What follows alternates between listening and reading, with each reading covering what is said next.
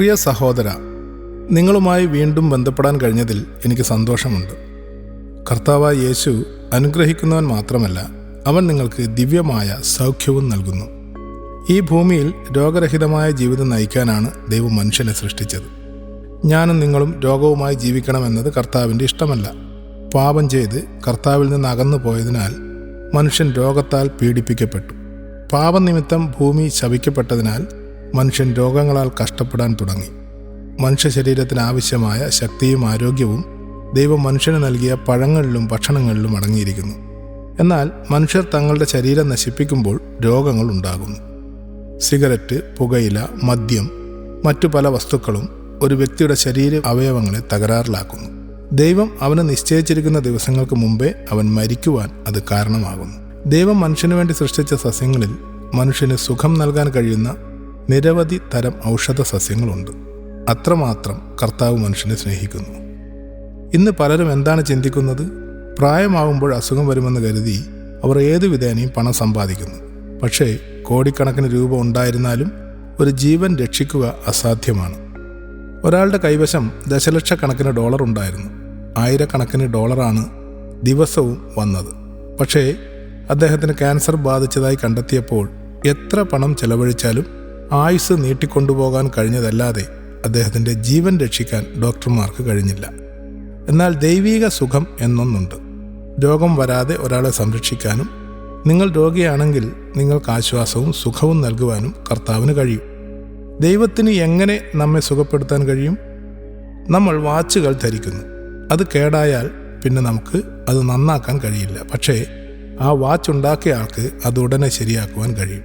അതുപോലെ നമ്മെ സൃഷ്ടിച്ച കർത്താവിന് നമ്മുടെ രോഗം നീക്കം ചെയ്യാനും നമുക്ക് രോഗശാന്തി നൽകാനും കഴിയും. ഒരു വ്യക്തി അവൻ്റെ സന്നിധിയിൽ വരുമ്പോൾ കർത്താവിൻ്റെ ശക്തി അവനിൽ പ്രവേശിക്കുമ്പോൾ അവൻ്റെ രോഗം എന്തു തന്നെ ആയാലും അയാൾക്ക് സുഖം പ്രാപിക്കാൻ കഴിയും. 12 വർഷമായി കഠിനമായ രക്തസ്രാവ രോഗം ബാധിച്ചൊരു സ്ത്രീയെക്കുറിച്ച് വേദപുസ്തകം പറയുന്നു.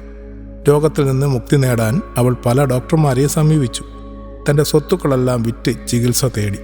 പക്ഷേ അവൾക്കൊട്ടും തന്നെ സുഖം ലഭിച്ചില്ല. ഒരു ദിവസം അവൾ കർത്താവായ യേശുവിനെ കുറിച്ച് കേട്ടു. അവൻ്റെ അടുക്കൽ ചെന്ന് അനേകർ സുഖം പ്രാപിച്ചതായി അവൾ കേട്ടു. കർത്താവായ യേശു തൻ്റെ ഗ്രാമത്തിലൂടെ കടന്നു പോകുന്നുണ്ടെന്ന് കേട്ട ഉടനെ നടക്കാൻ പോലും കഴിയാത്ത വിധം ക്ഷീണിതയായിരുന്നിട്ടും തൻ്റെ രോഗം എങ്ങനെയെങ്കിലും ഭേദമാകുമെന്ന് കരുതി അവൻ വരുന്ന വഴിയിലിരുന്നു. നിരവധി പേർ കൂട്ടത്തോടെ എത്തി. അവരുടെ നടുവിൽ വെളുത്ത വസ്ത്രം ധരിച്ച സൗമ്യവും ശാന്തവുമായ മുഖമുള്ള ഒരാളെ അവൾ കണ്ടു. പലരും അവൻ്റെ അടുക്കൽ പോയി അനുഗ്രഹം വാങ്ങി. അവൾ പതുക്കെ ആൾക്കൂട്ടത്തിൻ്റെ പിന്നിലേക്ക് പോയി. ഭയത്തോടെയും വിറയലോടെയും അവൻ്റെ വസ്ത്രത്തിൻ്റെ അരികിൽ പതുക്കെ തൊട്ടു. അടുത്ത നിമിഷം തന്നിലൂടെ ഒരു ശക്തി പ്രവഹിക്കുന്നതായി അവൾക്ക് തോന്നി. അവളുടെ ബലഹീനത മാറി. അവൾക്ക് പുതിയ ശക്തി ലഭിച്ചു. കർത്താവായ യേശു അവിടെ ഉണ്ടായിരുന്നവരോട്, ആരാണ് എന്നെ തൊട്ടത് എന്ന് ചോദിച്ചു. അവിടെ ഉണ്ടായിരുന്ന ശിഷ്യന്മാർ, കർത്താവെ, നിന്നെ ചുറ്റി ആൾക്കൂട്ടം തിക്കുന്നത് കണ്ടിട്ടും എന്നെ സ്പർശിച്ചത് ആരാണെന്ന് അങ്ങ് ചോദിക്കുന്നുവല്ലോ എന്ന് പറഞ്ഞു. സാധാരണയായി തൻ്റെ ചുറ്റും കൂടിയിരുന്ന ആളുകളുടെ സ്പർശനമേതെന്നും രോഗശാന്തി ലഭിക്കാൻ വിശ്വാസത്തോടെ തൻ്റെ വസ്ത്രത്തിൽ തൊട്ടതിനാൽ തന്നിൽ നിന്ന് ശക്തി പുറപ്പെട്ടതായും അവന് അറിയാമായിരുന്നു.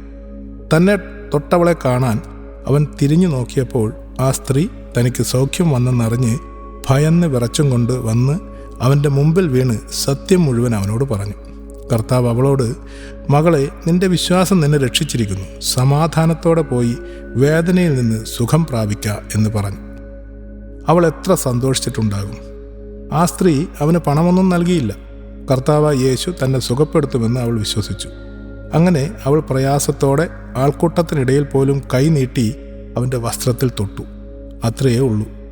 നമ്മുടെ മക്കൾക്ക് അസുഖം വന്നാൽ നമ്മൾ അവരിൽ നിന്നൊന്നും വാങ്ങാറില്ലല്ലോ. അതുകൊണ്ട് നമ്മെ സൃഷ്ടിച്ച ദൈവത്തിന് നാം എന്തെങ്കിലും അർപ്പിച്ചാലോ നമ്മെ സ്വയം പീഡിപ്പിച്ചാലോ മാത്രമേ നമുക്ക് രോഗശാന്തി ലഭിക്കൂ എന്ന് പറയുന്നത് ശരിയല്ല. മർക്കോസ് എഴുതിയ സുവിശേഷം 5-ാം അധ്യായം 25 മുതൽ 29 വരെ.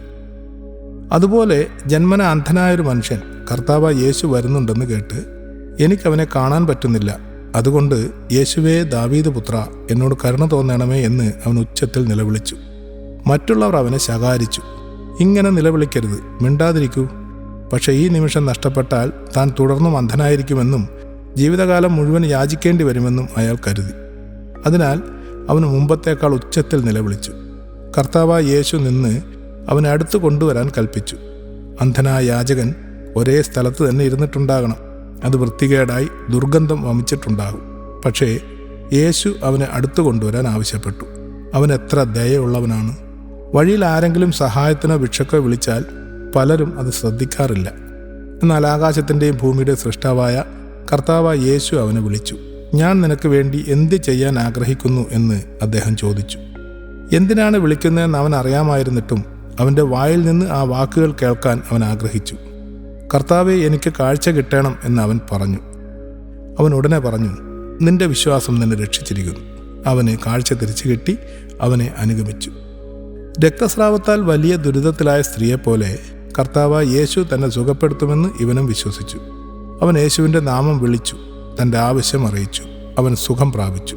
അതുപോലെ യേശു കുഷ്ഠരോഗികളെയും മുടന്തരെയും തളർവാദ രോഗികളെയും ഭൂതബാധിതരെയും സുഖപ്പെടുത്തി. അവയെക്കുറിച്ച് അറിയണമെങ്കിൽ എന്നെ ഫോണിൽ വിളിക്കൂ. അവൻ്റെ അത്ഭുതങ്ങളുടെ ഒരു പുസ്തകം ഞാൻ നിങ്ങൾക്ക് സൗജന്യമായി അയച്ചു തരാം. പ്രിയ സുഹൃത്തുക്കളെ, നിങ്ങൾക്കോ നിങ്ങളുടെ കുടുംബത്തിലോ ഒരാൾക്കോ രോഗം ബാധിച്ചാൽ കർത്താവായ യേശു നിങ്ങളെ സുഖപ്പെടുത്തുമെന്ന് വിശ്വസിക്കുക.